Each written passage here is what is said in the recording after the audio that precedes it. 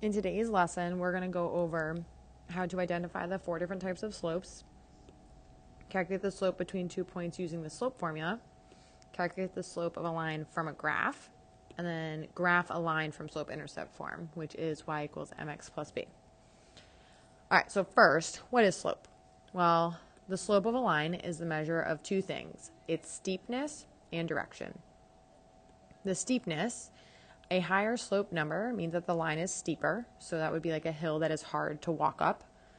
A lower slope number means it's flatter, so that would be a hill that's easy to walk up. Now the direction, there are 4 different types of directions that slope can take. The very first type of slope is going to be positive slope.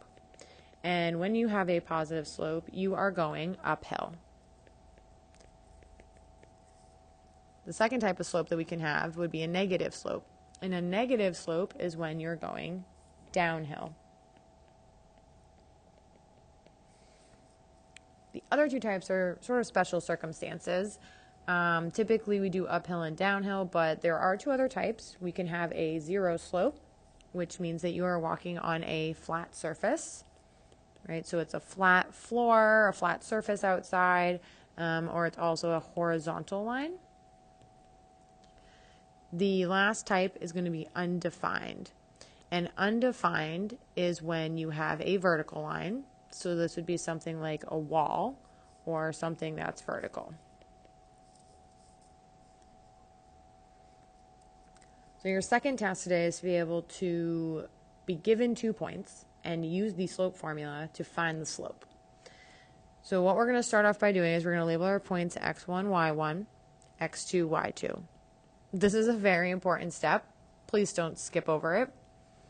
Then we're going to use our slope formula. So we have m equals y2 is 19 minus y1 is 7.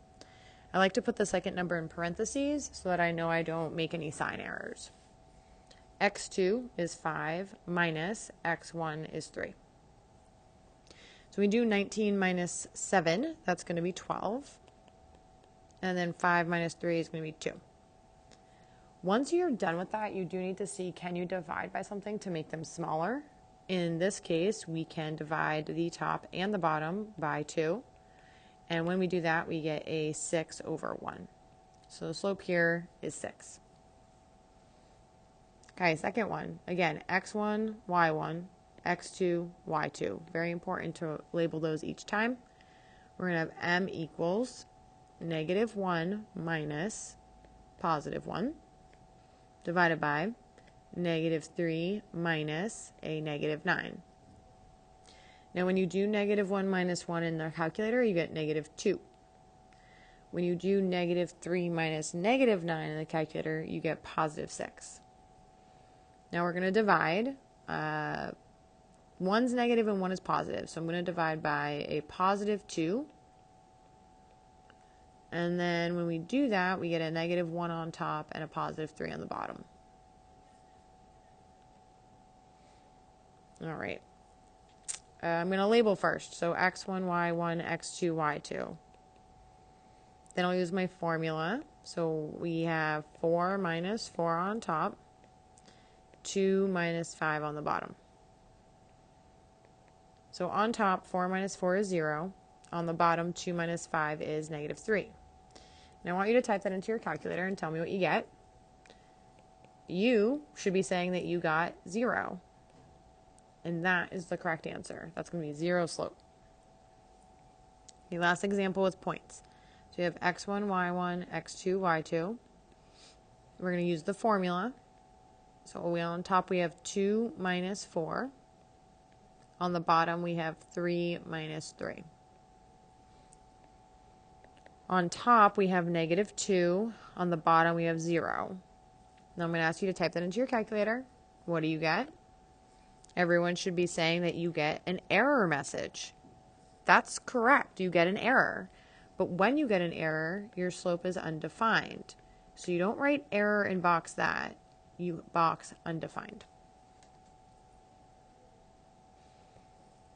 Okay, the third task for today is to be able to find the slope from a given line.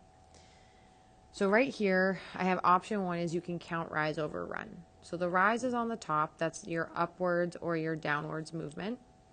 The run's on the bottom. So if you go to the right, it's positive. If you go to the left, it's negative. So I'm going to start at one of my points. And I'm going to count to the next point, going either up or down. In this case, I have to go up. So 1, 2, 3, 4, 5, 6 spaces. I went up 6. Then I'm going to go to where I ended. I'm going to go to the right. 1, 2, 3. Then I'm going to use these. So what I did is I went up 6, and then I went to the right 3. If you go up, is that positive or negative? Well, that's positive. If you go to the right, positive or negative? Well, that's positive. If you have a positive divided by a positive, it just stays positive. If I want to do 6 over 3 and reduce it, I would divide both of these by 3. And that's going to give me a positive 2 over a positive 1. Now, there's a second way you can do this. You can do it by using the slope formula. So I'm going to show you that. You would label your points. So this first point here is going to be 1, negative 3. So 1, negative 3. The second point over here is 4, 3.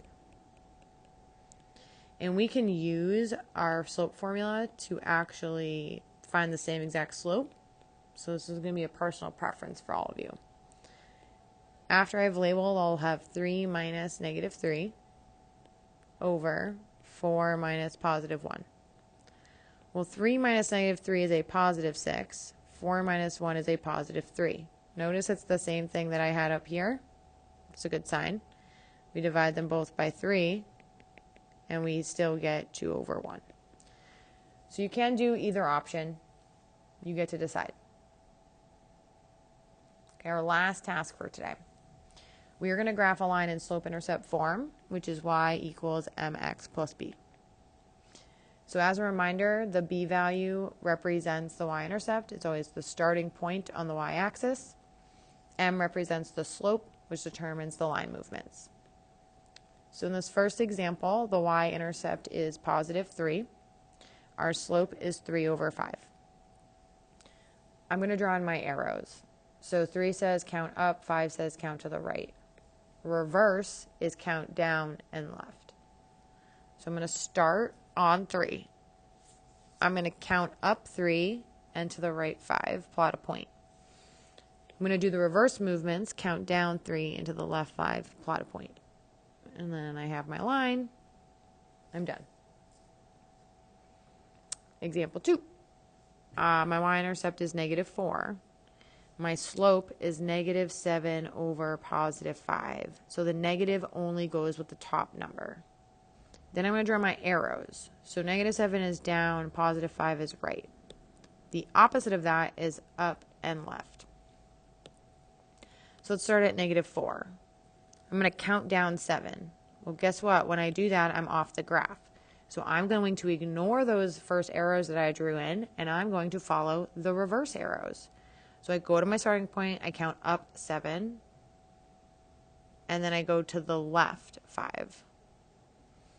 I can only have 2 points this time. I draw in my line and connect them.